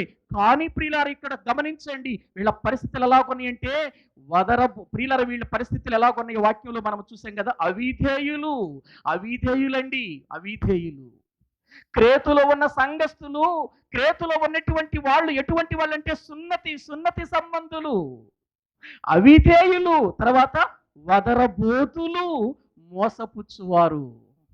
ఏమండి, ఇటువంటి వాళ్ళ మధ్యలోకి వెళ్ళి లోపాలు దిద్దటం అనేది కష్టమా తేలిక? పౌలు గారు క్రేతులు విడిచిపెట్టి వచ్చేస్తున్నాడు తీతు గారిని లోపాలు దిద్దటానికంటే వీళ్ళు ఎటువంటి వాళ్ళో తెలియాలిగా ముందు, వీళ్ళు ఎటువంటి వాళ్ళు తెలియాలి కదా. ప్రియులారా, వాళ్ళు ఎటువంటి వారో చూస్తున్న సున్నతి సంబంధులు, అవిధేయులు, వదరపోతులు, మోసపుచ్చువారై ఉన్నారు. కాబట్టి వాళ్ళ నోళ్లు మోపించటానికి నువ్వే యోగ్యుడు అని అంటున్నాడు. చదవండి పక్క వచ్చిన తర్వాత వచ్చిన చూడండి. వారి నోళ్ళు ఏం చేయాలి నువ్వు అంటే, ఇప్పుడు ఆ వదరబోతుల నోళ్ళు, అవిధేయుల నోళ్ళు, సున్నతి సంబంధుల నోళ్ళు, మోసగాళ్ళుగా ఉన్న ఆ క్రేతు సంఘాలలో ఉన్నటువంటి వాళ్ళు నోళ్ళు మూయించాలట. ఎవరిప్పుడు? తీతు నోళ్ళు మూయించాలా? ఏమంటే నోళ్ళు మూయించటం అంటే మామూలు విషయం చెప్పండి ఒకసారి. నోళ్ళు మూయించటం ప్రియులారా నిజంగా సామాన్యమైనటువంటి విషయమా? మనం ఎవరినైనా నోరు మూసుకోవయ్యా మాట్లాడేవి కానీ అని అన్నాం అనుకో, వాళ్ళు ఏమంటారు? ఇక నువ్వు మూసుకో ముందు నోరు అంటారు. ఏమండి, ఇప్పుడు పౌలు గారు తీతును పంపిస్తూ, తీతు వాళ్ళ నోళ్ళు మూయించు, నువ్వు వెళ్ళి మూయించాలంటే ఏదో తిట్టో లేకపోతే కొట్టో కాదు, వాక్య సంబంధమైన విధానములు మాట్లాడి వాళ్ళు నోరెత్తకుండా సత్యాన్ని వాళ్ళకి చెప్పు అని అర్థం. చూడండి, ఇంకా వాళ్ళు ఎటువంటి వాళ్ళు చూద్దాం. అట్టివారు ఉపదేశింపకూడని వాటిని దుర్లాభము కొరకు ఉపదేశించకూడని వాటిని దుర్లాభం కొరకు, వాళ్ళ లాభం కొరకు ఉపదేశిస్తున్నారట. ఆనాడు ఉన్నారు సంఘాలలో, ఈనాడు ఉన్నారు. ఉపదేశింపకూడనివి ఉపదేశిస్తున్నారు. ఆనాడు ఉన్నారు, ఈనాడు ఉన్నారండి. ఉపదేశింపకూడనివి ఉపదేశిస్తూ ప్రియులారా దుర్లాభము కొరకు కుటుంబములను ఏం చేస్తున్నారు వీళ్ళు? ఎవరండి వీళ్ళు? క్రేతీయులు, క్రేతు ప్రాంతంలో ఉన్నటువంటి సంఘస్థులు వీళ్ళు. అమ్మో, సంఘస్థుల్లోనే ఇన్ని భయంకరమైన పరిస్థితులు ఉన్నాయా? పైగా ఇటువంటి భయంకరమైన ప్రజల మధ్యకి ఎవరిని వెళ్ళమంటున్నాడు? ఎవరిని పెట్టొచ్చాడు? తీతును. ఎందుకో తెలుసా? ఇవన్నిటినీ దిద్దటానికి నీ ఒక్కడవే సమర్థుడవయ్య తీతు. చూసారండి? చూడండి, ఇంకా నేను కొన్ని విషయాలు చెబుతాను మీకు. 12వ వచనం కూడా చదవండి. 12వ వచనం కూడా. వారిలో ఒకడు అనగా వారి సొంత ప్రవక్తలలో ఒకడు ఇట్లా, నేను క్రేతీయులు ఎల్లప్పుడూ అబద్ధికులను, దుష్టమృగములను, సోమరులను, తిండిపోతులై ఉన్నారు. ఏమండి, క్రేతీయులలో ఎటువంటి లక్షణాలు ఉన్నాయో చూడండి, వాళ్ళకి ఎన్ని బిరుదులు ఉన్నాయో చూడండి ప్రియులారా. ఏమండి, ఎన్ని బిరుదులు ఉన్నాయో చూడండి. క్రేతీయులు ఎల్లప్పుడూ, అప్పుడప్పుడు కాదు, ఎల్లప్పుడు అంటే నోరు తెరిస్తే అబద్ధమేనండి వాడి నోట అంటాను, చూసావా ఆ పరిస్థితి. ఎల్లప్పుడూ అబద్ధికులను, ఏ మృగాలు? దుష్ట మృగాలు లాంటి వాళ్ళంటే అండి క్రేతీయులు. క్రేతులో ఉన్నవారు మృగాల్లాంటి వాళ్ళట, ఎల్లప్పుడూ అబద్ధములాడేవారట. అంత మాత్రమే కదండి, సోమరులట. ఎవరండి? సోమరులు అంటే తిని పని చెయ్యని వారు. తినటానికి మాత్రం 2 పళ్ళాలు తింటారు, పని చేయమంటే మాత్రం. చాలామంది సేవకులు నేను చూశానండి, అసలు భోజనానికి ఎంతమంది ఉంటారంటే, ఉండాలి భోజనానికి, ఎందుకంటే లోక సామెత చెబుతారు మళ్ళీ వీళ్ళు. ఏంటి? భోజనానికే ముందు ఉండాలట, పోట్లాటకేమో వీళ్ళకి భలే సామెతలు దొరుకుతాయి అటువంటిప్పుడు. ఇలా తినండి, తినొద్దని నేను అంటలేదు, కడుపు నిండా తినండి. ఇక తిన్న తర్వాత రెండవ సెషన్లో చూడాలి ఒక్కొక్కళ్ళని. ఏమండి, మధ్యాహ్నం భోజనం చేసిన తర్వాత రెండవ సెషన్లో చూస్తే పై రెప్పొచ్చి కింద రెప్పని ఎంత బతిమలాడుతుందంటే చెప్పటానికి వీల్లేదు. ఇక అప్పుడు చూడాలి మొఖాలు. ఇప్పుడు కొంచెం తేటగా ఉంది, స్నానం చేసి చక్కగా రెడీ అయ్యి వచ్చారు కదా, కొంచెం నిద్రపోతున్న తేటగా ఉన్నాయి మీ ముఖాలు. రెండవ సెషన్లో చూస్తూ ఉంటాను, కళ్ళజోడులో కూడా నేను, పైగా పెద్ద కళ్ళజోడు కదా నాది, చూస్తూ ఉంటానండి. ఒక్కొక్కళ్ళ ముఖాలు కనబడతా ఉంటాయి. వాళ్ళ ముఖాలన్నీ ఉబ్బిపోయి వాసిపోయి ఎప్పుడు ముగిస్తాడరా, ఎప్పుడు ముగిస్తాడరా, ఎప్పుడు ముగిస్తాడరా, ఇదే ఆలోచనలో ఉంటారు. ప్రియులారా, ఒక్క దినము ఆయన సన్నిధిలో గడపటం మనకెంత దీవెనో ఒకసారి ఆలోచించండి. ఇది రాత్రి కాదు, పగలు. మీరు ప్రయాణం చేసి వచ్చారు కాదని నేనన్ను, మీరు రాత్రంతా నిద్ర లేకుండా వచ్చారు కాదనను.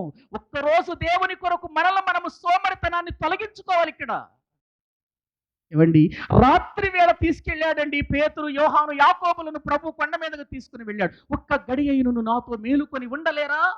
ఇది మేలుకొని ఉండే సమయం రాత్రి అయితే అవ్వచ్చు, అందరు నిద్రపోయే సమయం అయితే అవ్వచ్చు, కానీ మీరు నిద్రపోయే సమయం మాత్రం ఇది కాదు. మనము నిద్రపోయే సమయం కాదు. నేను ప్రార్థన చేస్తాను, మీరు కూడా ప్రార్థన చేయండి. ప్రభు చెబుతున్నాడు, ఎందుకో తెలుసా? ఆ సమయంలో ప్రార్థన అవసరం. ఆ సమయంలో కన్నీటితో దేవుని పాదాలు పట్టుకుని ఏడవటం అవసరం.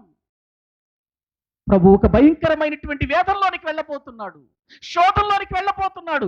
నేను వెళతాను, నేను ప్రార్థన చేస్తున్నాను, మీరు వెళ్ళగలరా? శోధనలో ప్రవేశించకుండానట్లు మీరు ప్రార్థన చెయ్యండి. అందుకేనండి వాళ్ళు చేయలేదు కాబట్టి శోధనలో నిలవలేకపోయారండి, వాళ్ళు నిలవలేకపోయారండి ఆ రోజు. మనం ప్రియులారా, ఎప్పుడు ప్రార్థన చేయాలో, ఎప్పుడు మెళుకు కలిగి ఉండాలో, ఎప్పుడు మన నిద్ర తొలగించుకోవాలో కొన్నిసార్లు తొలగించుకోవాలండి. మనం కొన్ని రాత్రులు నిద్రపోకుండా ఉండాలండి. ఎందుకంటే మనకు అప్పగించబడిన పని అంత గొప్పది, అంత విలువైనదండి, అంత విలువైనది. ప్రియులారా, గమనించండి, ఇక్కడ సోమరులైపోయారు వీళ్ళు, సోమరులైపోయారు. మరి అక్కడ వాక్యంలో ఉంది ఏమండి, సోమరులను తిండిపోతులై ఉన్నారు. తింటున్నారు కానీ ఏం చేయట్లే వీళ్ళు, పని చేయట్లా. తిన్నవాడు ఏం చేయాలి? తిన్నవాడు ఏం చేయాలి? ఒకసారి మీకు వాక్యాన్ని చూపిస్తాను, చూడండి. తెస్సలోనికీయులకు రాసిన పత్రిక అనుకుంటాను. వాక్యంలో మనం చూడగలిగితే ప్రియులారా, తెస్సలోనికీయులకు రాసినటువంటి పత్రిక దేవుని వాక్యములో మనము చూడగలిగితే అక్కడ వ్రాయబడినటువంటి ఒక విషయాన్ని నేను మీకు తెలియచేస్తాను. రెండవ పత్రిక, తెస్సలోనికీయులకు రాసిన రెండవ పత్రిక, 3వ అధ్యాయము 10వ వచనం చదవండి. 3వ అధ్యాయం 10వ వచనం. మరియు మేము మీ యొద్ద ఉన్నప్పుడు ఎవడైనను పని చెయ్యనొల్లని ఎడల వాడు భోజనము చేయకూడదని మీకు ఆజ్ఞాపించితిమి కదా. ఏవండి, మళ్ళీ చదవండి ఆ వచనం. మీరు మీ సేవకుల్లో ఒకరు చదవండి, ముందు కూర్చున్న సేవకుల్లో ఒకరు చదవండి. మరియు మేము మీ యొద్ద ఉన్నప్పుడు ఎవడైనను పని చెయ్యనొల్లని ఎడల వాడేం చేయకూడదు? ఆజ్ఞాపిస్తున్నాడు. ఆజ్ఞ అంటే తప్పకుండా నెరవేర్చాల్సింది. పౌలు గారు చెబుతున్నాడు తెస్సలోనికి సంఘస్థులకి, ప్రియులారా ఏం చేస్తున్నాడంటే, ఇదిగో పని చెయ్యనొల్లని వాడికి ఏం పెట్టొద్దు అంటున్నాడు? భోజనం. ఇప్పుడు అదే పని మేము చేస్తే ఇంకా రెండో నెలలో వస్తారేంటి మీరు? ఈసారి నెలలో వస్తారా? ఇదిగో నువ్వు నిద్రపోతున్నావు, ప్రార్థనకు వాక్యం వినకుండా, పని చేయకుండా, దేవుని సన్నిధిలో చెప్పినటువంటి విధానాలు నడవకుండా నువ్వు తిని నిద్రపోతున్నావు కాబట్టి నీకు భోజనం క్యాన్సల్ సాయంత్రం అన్నాం అనుకోండి, పరిస్థితులు వేరుగా ఉంటాయి. పౌలు గారైతే ఆజ్ఞాపిస్తున్నాడు, పని చెయ్యనల్లని వాడు ఏం చేయకూడదు? భోజనం చేయకూడదు. కానీ క్రేతీయులు ఎటువంటి వారు? సోమరులను తిండిపోతులు అయ్యున్నారండి, తిండిపోతులు అయ్యున్నారండి. ఇప్పుడు ఇటువంటి ప్రజల మధ్యలోనికి, ఇటువంటి కేటగిరీస్ కలిగినటువంటి ప్రజల మధ్యలోనికి ఎవరిని పంపిస్తున్నాడు? ఎవరిని ఉంచాడు? ఎందుకు తీతు? ఏమండి, వాక్యం వింటున్న ప్రియులారా మనం గమనించాలి. పౌలు గారితో తిరిగినటువంటి వాళ్ళల్లో చాలా మంది ఉన్నారు. చాలా మంది ఉన్నారు. తీతునే ఎందుకు ఉంచుతున్నాడు ఈ క్రేతు ప్రదేశంలో, ఈ ద్వీపవాసుల మధ్యలో ఎందుకు ఉంచుతున్నాడు తీతును అంటే, ప్రియులారా, దానికి సమర్థుడైన వాడు ఇక్కడే. ఎందుకు చెబుతున్నానంటే ఈ విషయం, ఎప్పుడైనానండి ఒక పనిని అప్పగించేటప్పుడు ఆ పనిని చేయగలిగిన సమర్థుడికి అప్పగించాలండి. అది నేను చెప్పట్లేదండి, బైబిలే చెబుతుంది. తిమోతికి రాసిన మొదటి పత్రిక వాక్య భాగములో తిమోతితో ఏం చెబుతున్నాడో చూద్దాము రండి. క్షమించండి, రెండవ అధ్యాయము మొదటి వచనం నుండి చదవండి ప్రియులారా. తిమోతికి రాసిన రెండవ పత్రిక 2వ అధ్యాయం మొదటి వచనం. నా కుమారుడా, క్రీస్తు యేసు నందున్న కృపచేత బలవంతుడు కమ్ము. నీవు అనేక సాక్షుల ఎదుట నా వలన వినిన సంగతులను ఇతరులకు బోధించుటకు సామర్థ్యము గల నమ్మకమైన మనుషులకు అప్పగించు. ఎవరికి పడితే వాళ్ళకి అప్పగించొద్దు పని. ఏమండి, ఈరోజు నేను సేవ చేస్తున్నానంటూ ఎవరు పడితే వాళ్ళు వచ్చేస్తున్నారు. కానీ ఎవరుండాలి సేవలో? ఎవరుండాలి? ఇక్కడ వాక్యంలో మనము చూస్తున్నాం, నా కుమారుడా తిమోతి, క్రీస్తు యేసు నందున్న కృపచేత బలవంతుడు కమ్ము. ఇది మొదటి విధానం. సేవకుడు దేవుని కృపలో బలవంతుడు కావాలి. దేవుని యొక్క పనిలో బలవంతుడు కావాలి. దేవుని పని కోసం బలమైనటువంటి విధానం కావాలి. అందుచేత క్రీస్తు యేసు నందున్న కృపచేత నీవేం కావాలి? బలవంతుడు కమ్ము అన్నాడు. రెండవదిగా ఏమన్నాడు వాక్యంలో చూస్తే, నీవు అనేక సాక్షుల ఎదుట నా వలన వినిన సంగతులను ఇతరులకు వినిన సంగతులు బోధించాలి అన్నాడు. చూడండి, నా వలన నేర్చుకున్నావు కదా నీవు తిమోతి, నా వలన నీవేమైతే నేర్చుకున్నావో, నీవు నేర్చుకొనిన సంగతులను బోధించటానికి ఎటువంటి వారిని ప్రియులారా ఏర్పాటు చేయమన్నాడు, అప్పగించమన్నాడు. ఎటువంటి వారికి అప్పగించమన్నాడు? సామర్థ్యము గల నమ్మకమైన మనుషులకు అప్పగించు. ఏవండి, ఇవన్నీ మనలో ఉన్నాయంటారా? నాకు ఒక సంఘం ఉంది, నేను పరిచర్య చేస్తున్నాను, ఏం పర్వాలేదు అని అనుకుంటున్నాము. కానీ ఇటువంటి లక్షణాలు మన జీవితంలో ఉన్నాయా? ఒకసారి ఆలోచన చేయాలి మనం. ఇటువంటి విధానాలు మనం కలిగి ఉన్నామా? దేవుని యొక్క పనిలో బలవంతులము కావాలి. దేవుని పనిలో విని నేర్చుకోవటం అనేది ఉండాలి. ఇప్పటి వరకు నేను ఎన్నో విషయాలు నేర్చుకుంటూనే ఉంటానండి. నిజమండి, ఎన్ని బుక్స్ తిరగవేస్తానో, ఎన్ని రీతులుగా ప్రియులారా వాక్యము దగ్గర పెట్టుకొని, ఎన్ని ప్రసంగాలు దగ్గర పెట్టుకొని, ఎంతమంది చెప్పేటువంటి విషయాలు దగ్గర పెట్టుకొని, ఏది సత్యమైన వాటిని ప్రియులారా నేను రాసుకుంటాను. ఇది కరెక్ట్ కాదు, వాక్యానికి అనుకున్న దాన్ని విడిచిపెట్టేస్తాను. ఆ విధముగా సమకూరిస్తేనే కానీ ఈరోజు మీ ఎదుట ప్రియులారా ఈ యొక్క వాక్యాన్ని బోధించలేనండి నేను. ప్రియులారా గమనించండి, వాక్యము బోధించటం అంటే ఏదోలే దేవుడు నన్ను పిలిచేశాడు అని అంటున్నారు. అసలు దేవుడు పిలవటం అంటే ఏంటో అది ముందు అర్థం కావాలి. చాలామందికి తెలియదండి. పిలవటం అంటే ఏంటో తెలియదండి చాలామందికి. ప్రియులారా గమనించండి, ఇక్కడ దేవుని యొక్క సన్నిధిలో ఒక్క మాట వాడుకుంటున్నారంతే ప్రజలు. నన్ను దేవుడు పిలిచాడు అని వాడుకుంటున్నారు. ఆ మాట వాడుకొని నువ్వు ఏ రీతిగా బోధించినా పర్వాలేదా? నువ్వు ఎలా పడితే అలా బోధించినా పర్వాలేదు ఇతరులకి. సామర్థ్యం ఉండాలి వాక్యంలో. వాక్యంలో సామర్థ్యం ఉండాలి నీకు. ఎక్కడ కూడా తప్పుడు బోధ అనేటువంటిది ప్రియులారా మన జీవితంలోనికి రాకూడదు. ఈ మధ్య కాలంలో ఒక మంచి దైవజనుడు దేవుని వాక్యాన్ని చెబుతున్నాడు. ప్రియులారా అదే వాక్యాన్ని నేను అంతకు ముందుకు చెప్పాను. కానీ ఆ దైవజనుడు వాక్యానుసారముగా చెప్పినప్పుడు నాకు అర్థమైంది, నేను అంతకు ముందు చెప్పినటువంటి ఈ మాటకు సందర్భించిన వాక్యం తప్పు కదా. అంటే నేను తప్పు ప్రకటించేశానా? అవునండి, దిద్దుకున్నానండి. ప్రభు దగ్గరికి వెళ్ళానండి, మోకరించానండి, చెప్పుకున్నానండి, ప్రభువా ఈరోజు దైవజనుడు చెప్పింది సత్యమైన వాక్యం, నేను విన్నాను, తెలుసుకున్నాను, వాక్యానుసారంగా ఉంది, కానీ ఆ రోజు నేను తొందరపాటులో ఏదో ఒక వాక్యాన్ని నేను వక్రీకరించి ఇదే సత్యం అనుకున్నాను, కానీ అది కాదని నాకు అర్థమైంది. నన్ను క్షమించు ప్రభు, మరొక్కసారి నేను అలా చెప్పనని దేవుని దగ్గర క్షమాపణ చెప్పుకున్నాను. వాక్యం అనేదండి ఈ రోజున ప్రియులర పట్టుకొని ఏదో బోధించేసి 4 కేకలు వేసేసి 4 హల్లెలూయాలు చెప్పేస్తే బోధ కాదండి అది.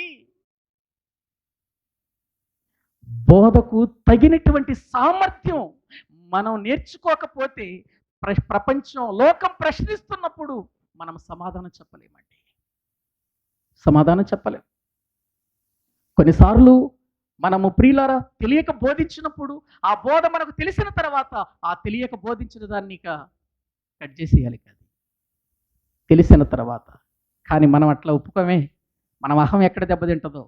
నేను పెద్ద పాస్టర్ గారిని కదా, 10 మందిలో బోధించేవాడిని కదా, 10 మందిలో బోధించేటువంటి నేను తప్పును సరి చేసుకోవటం అంటే అది చాలా కష్టమైన పని కదా. కాబట్టి నేను చెప్పిందే వేదం. అట్లా ఉండటాన్ని బట్టే ఈనాడు క్రైస్తవ సంఘం 3000 కంటే ఎక్కువ శాఖలైపోయింది.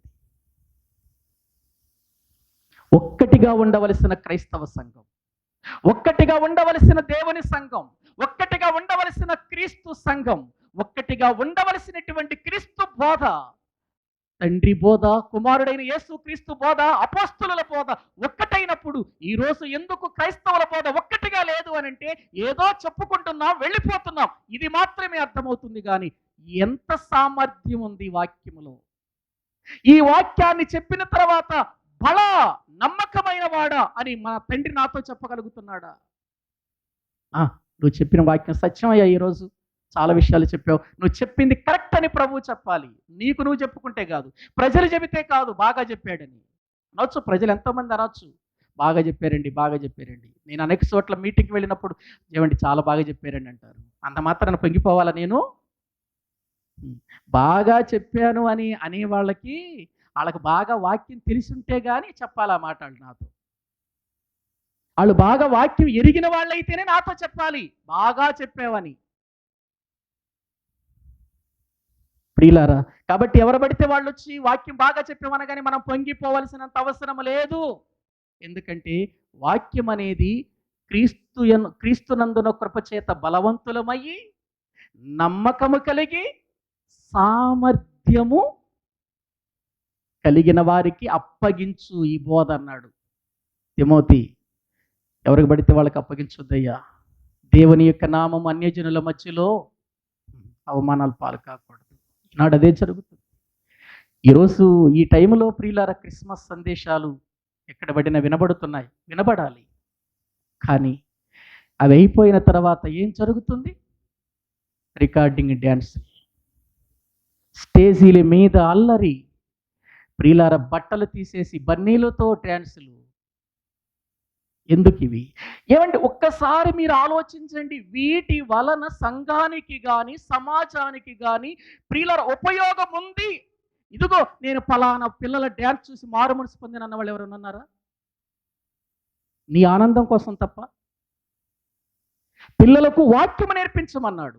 పడుకుండినప్పుడు, లేచినప్పుడు, వారు నడుచున్నప్పుడు నన్ను గూర్చి మాట్లాడు వాళ్ళతో అన్నాడు దేవుడు. అంతేనా? వాళ్ళకి డ్యాన్సులు నేర్పమన్నాడా? పండగ వాతావరణం నీకు కానీ వేదనతో కూడినటువంటి, బాధతో కూడినటువంటి జీవితం దేవుడు అనుభవిస్తున్నాడన్న సంగతి మనకు తెలుసండి. ఈరోజు అల్లరితో కూడినటువంటి ఇశ్రాయేలీలు అది చేయబట్టే కదండి ఇశ్రాయేలీలకు దేవుడు పండుగలు ఇచ్చాడు. పర్ణశాలల పండుగ, పస్కా పండుగ. ప్రియులారా ఇదిగో వారికి ప్రియులారా అనేక రకాలైనటువంటి పండుగలు ఇచ్చాడు. ఆ పండుగలలో వారు ఏం జరిగించారు? తిని ఆడి కూర్చోటం నేర్చుకున్నారు వాళ్ళు. అందుకే కదా వాళ్ళని లేపేసింది అరణ్యంలో ఎందుకు లేపేశాడండి వాళ్ళని దేవుడు? ఒకసారి కొరింథీయులకు రాసినటువంటి మొదటి పత్రిక 10వ అధ్యాయం చూడండి ఒకసారి. దేవుని వాక్యములో ప్రియులారా మనం చూడగలిగితే, కొరింథీయులకు రాసిన మొదటి పత్రిక 10వ అధ్యాయము దేవుని వాక్యములో 6-7 వచనాలు చదవండి ప్రియులారా. వారు ఆశించిన ప్రకారము మనము చెడ్డవాటిని ఆశించకుండానట్లు ఈ సంగతులు మనకు దృష్టాంతములుగా ఉన్నవి. జనులు తినుటకును త్రాగుటకును కూర్చుండి ఆడటానికి లేచారట. దేవుని పిల్లలు ఆడటానికి లేచారా? దేవుని పిల్లలు కూర్చుండి ఆడటానికి లేచారట. ఏవండి, నీవు ప్రజలకు వాక్య సందేశం అందించు, వారిని సిలువలోనికి తీసుకురా, వారిని క్రీస్తు యొక్క మరణంలోనికి తీసుకురా. ఏమండి, నేను ఒక విషయం చెబుతున్నాను, క్రీస్తు జననములో కూడా మరణమే వినిపించాలండి. జననం ప్రాముఖ్యమైనది కాదండి. మీరేమైనా అనుకోండి, వాక్యాన్ని ఎరిగిన తర్వాత నేను ఈ మొత్తం మానేసానండి. నేను కూడా చేసిన వాడిని ఇవన్నీ. వాక్యం ఎరిగిన తర్వాత దేవుని నామానికి అవమానం కలిగిస్తున్నాను, దేవుడు నన్ను బట్టి దుఃఖపడుతున్నాడు అనుకుని మొత్తం తొలగించేసుకున్నానండి నేను ఇవన్నీ. ఎవరేమైనా అనుకోనివ్వండి. ఇశ్రాయేలీలు వారికి పండగలను అప్పగించి నన్ను జ్ఞాపకం చేసుకోమన్నాడు. ఆయన నన్ను జ్ఞాపకం చేసుకోండి, ఇది మీకు నిత్యమైన కట్టడ అన్నాడు ఇశ్రాయేలీలతో. అన్నాడా? ఇది మీకు నిత్యమైన కట్టడ, వీటిని ఆచరించున్నప్పుడల్లా నన్ను జ్ఞాపకం చేసుకోండి అని అన్నాడు. ఒక పస్కా దినాన్ని ఆయన జ్ఞాపకం చేసుకోవాలి, ఒక పులియన రొట్టెల పండుగ దినాన్ని ఆయన జ్ఞాపకం చేసుకోవాలి, ఒక పెంతుకోస్తు దినాన్ని ఆయన జ్ఞాపకం చేసుకోవాలి, ఒక శృంగత్వరల పండుగ రోజున ఆయన జ్ఞాపకం చేసుకోవాలి, ఒక దహన బలి, పాప పరిహార్థ బల, దహన బల, లేకపోతే మరొక బల. ఇదిగో ఆయన జ్ఞాపకం చేసుకోవాలి. నీవు ఆయన జ్ఞాపకం చేసుకోవాలి, ఆయనే కనబడాలి. జననములో ఆనందించటం కాదు. నీ జనన దినము లాంటిది అనుకున్నావా ఆయనది? నీ జనముల దినము లాంటిదా ఆయనది? కాదండి. అందుకే చెప్పాడు, ఒక జన దినము కంటే ఒక మరణ దినమే మేలు అన్నాడు. మేలైన దాన్ని యోచించమన్నాడు. ఏది సత్యమో అది తెలుసుకోండి అన్నాడు. ప్రియులారా, ప్రజలను మభ్యపెట్టే వద్దండి మనం. ప్రజలను ప్రియులారా సంతోషపరిచే వద్దండి మనం. ప్రజల హృదయాలను మార్చే వాక్యం కావాలండి. ఈరోజు మనకి వాక్యం కావాలండి. అంతవరకు చక్కగా వాక్యం విన్నవాళ్ళు డ్యాన్సులు వచ్చేసరికి ఏలలు, గోలలు, నవ్వులు, ఇవే కదండి అక్కడ ఉండేది. ఇదే కదండి. ఈలలు, గోలలు తప్ప ఏమన్నాయి చెప్పండి అక్కడ? క్రిస్మస్ పండుగ ఎట్లా చేసుకున్నాం? బ్రహ్మాండంగా. ఏంటి బ్రహ్మాండంగా? ఒక ఆత్మ రక్షించబడిందా? ఒక ఆత్మ మేలు పొందిందా? ఒక ఆత్మ అద్భుతమైనటువంటి విధానంలో ప్రభు దగ్గరకు వచ్చిందా? ప్రియులారా, అందుకే నమ్మకమైన సామర్థ్యము కలిగిన వారికి అప్పగించు అన్నాడు. చెయ్యాలనుకుంటే అపోస్తులు మనకంటే గొప్పగా చేసేవాళ్ళు కదా. ఏంటి, ఆయన జన్మదినం చేసేవాళ్ళు కాదా? మనకంటే అద్భుతంగా చేసేవాళ్ళు. బైబిల్లో చూపించండి ఎక్కడైనా అట్లా చేశారని వాళ్ళు. యేసుక్రీస్తు చనిపోయిన తర్వాత కానీ, ఆయన పుట్టినప్పుడు కానీ, ఆయన సమాధి చేయబడినప్పుడు కానీ, తిరిగి లేచిన తర్వాత కానీ లోక సంబంధమైనటువంటి విధానంలో వారు ఎక్కడైనా చేశారా? ఒక్క వచనం చూపించండి. ఒకళ్ళని చూసి ఒకళ్ళు నేర్చుకుంటున్నారు తప్ప వాక్య విధానంలో నేను వెళుతున్నానని ప్రశ్నించుకునే వాళ్ళు లేరండి ఈరోజు.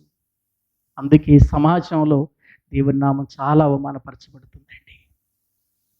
వేదనతో చెబుతున్నానండి ఈ మాటలు, బాధతో చెబుతున్నారండి ఈ మాటలు. ఒక ఆత్మ రక్షణలోనికి తీసుకురావటానికి ప్రసవేదన పడాలే కానీ నువ్వు ఆనందించటానికి, నువ్వు చిందులేయటానికి, నువ్వు గంతులేయటానికి, నిన్ను నీవు చూపించుకోవటానికి కాదు. ప్రియులారా, అందుకే నమ్మకమైన వాళ్ళు కావాలి, క్రీస్తు నందున్న కృపచేత బలవంతులయ్యే వాళ్ళు కావాలి, సామర్థ్యం కలిగిన వాళ్ళు కావాలి. ఆ సామర్థ్యం కలిగిన వాళ్ళు ఎలాగుంటారో కింద చెప్పాడు. ఒక మంచి సైనికుని వలె ఉంటాడు, ఒక మంచి జట్టి అయినటువంటి వాని వలె ఉంటాడు, ఒక మంచి వ్యవసాయకుల్లాగా ఉంటాడంటాడు తిమోతికి రాసిన పత్రికలో.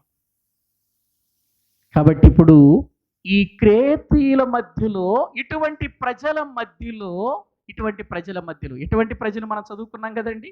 ఎటువంటి ప్రజలు మళ్ళీ ఒక్కసారి మనం ఆలోచన చేద్దాం.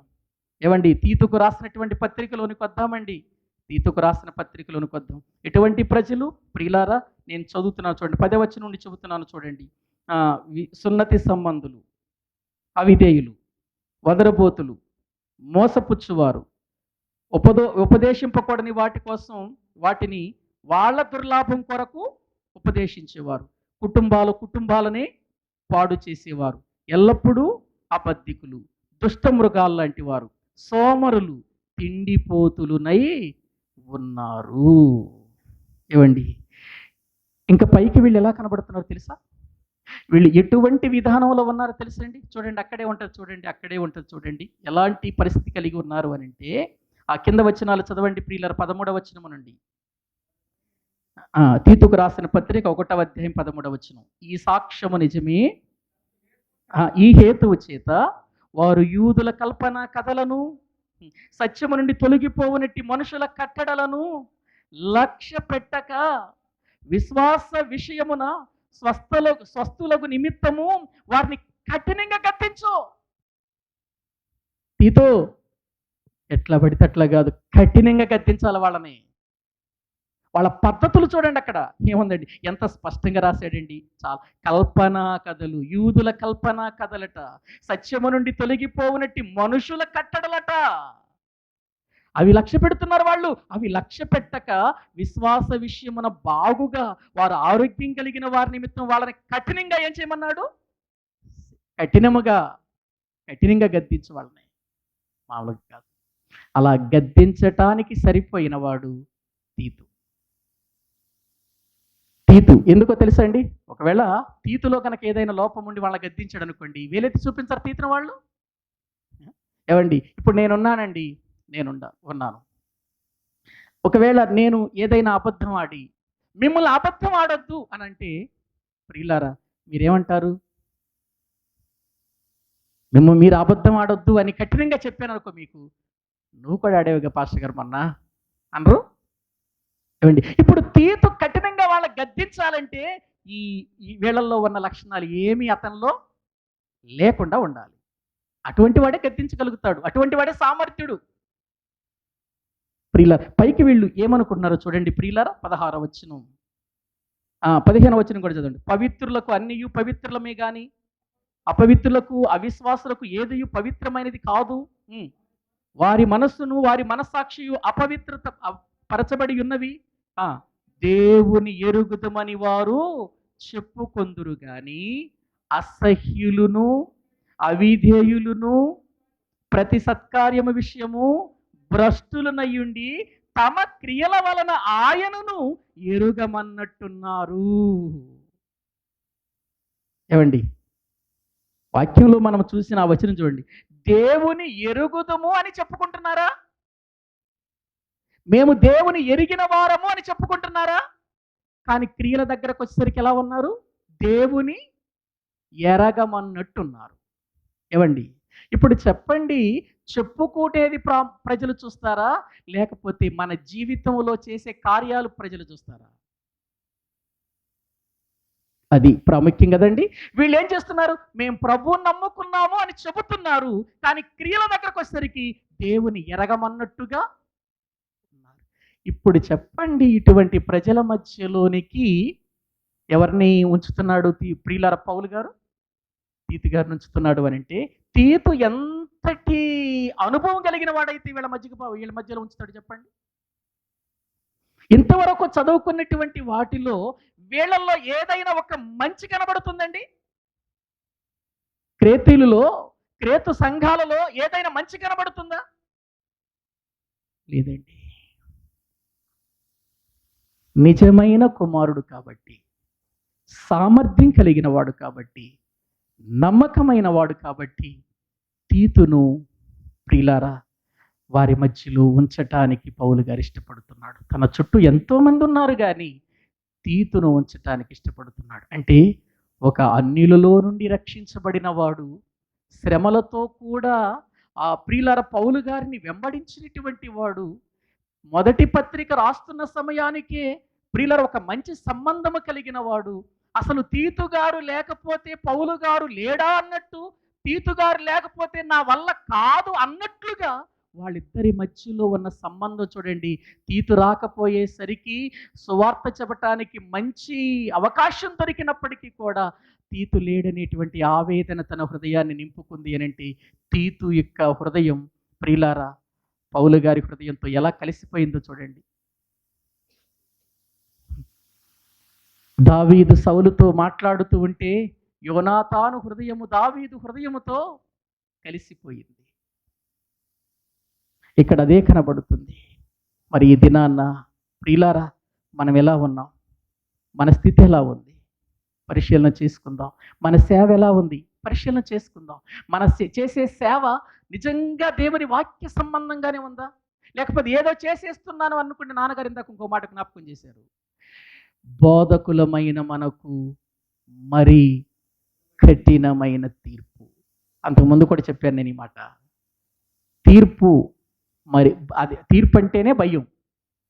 తీర్పు అంటేనే భయం కదా. కోర్టులో నిలబెడుతున్నారా నిన్నంటేనే భయం. కఠినమైన తీర్పు అన్నాడు. తీర్పు కఠినమైన తీర్పు అన్నాడు. దాంతో ఆగలేదు, మరీ కఠినమైన తీర్పు అన్నాడు.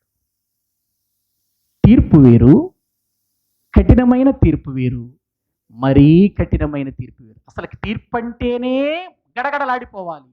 తీర్పు, కఠినమైన తీర్పు, మరీ కఠినమైన తీర్పు. ఎందుకన్నాడంటే మనం జాగ్రత్త పడాలి అని.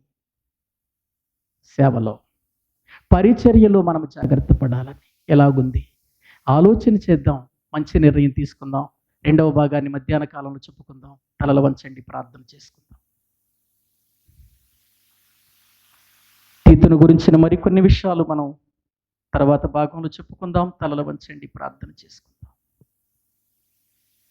తీతు యొక్క జీవితాన్ని ఒక్కసారి మనం పరిశీలన చేసుకుంటే, ప్రియులారా, ఎంతగా దేవుని కొరకు తన జీవితాన్ని అప్పగించి బ్రతుకుతున్నాడో. అన్యులలో నుండి రక్షించబడినవాడు, గ్రీసు దేశస్థుడై లోక జ్ఞానము కలిగినవాడు.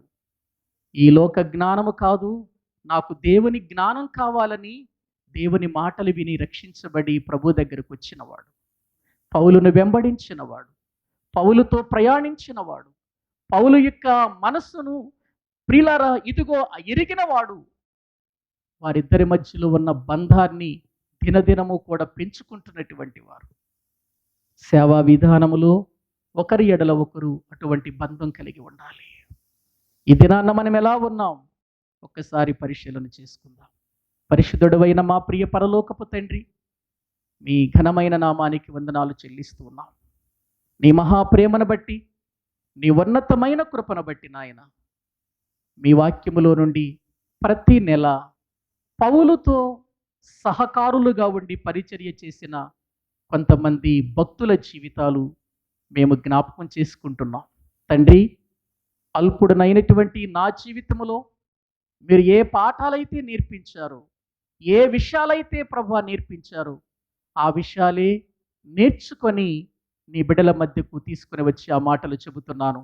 మేమందరము కలిసి పని చేయాలని, మేమందరము సామర్థ్యము కలిగిన వారిగా, మేమందరము నమ్మకము కలిగిన వారిగా మీరు అప్పగించినటువంటి బోధన లోకానికి తెలియచేయాలని నాయన మేము ఆశిస్తూ ఉన్నాం. కృప చూపండి. విని విడిచిపెట్టి కొట్టుకొని పోయేవారిగా కాకుండా వాటి ప్రకారం నడిచి బ్రతికేటట్లుగా, ఏదైతే చెబుతున్నామో అది మా జీవితంలో నెరవేర్చి చెప్పగలిగినట్లుగా మమ్మల్ని సిద్ధపరచమని ఈ దినము ఇటు మంచి అవకాశం మీరు మాకిచ్చినందుకై స్తుతులు చెల్లిస్తూ, రెండవ సెషన్లో కూడా మీరుండి మాట్లాడమని యేసుక్రీస్తు ప్రభు పేరిట ప్రార్థించి స్తుతించి వేడుకుంటున్నాము తండ్రి. ఆమేన్. మన తండ్రి అయిన దేవుని ప్రేమ, ఆయన కుమారుడైన యేసుక్రీస్తు వారి యొక్క కృప, పరిశుద్ధాత్మ నిత్య సహాయము సన్నిధి ఇక్కడ కూడిన మనకును సకల పరిశుద్ధులకును సదాకాలము తోడయుండి నడిపించునుగాక. ఆమేన్. మీ అందరికీ వందనాలు.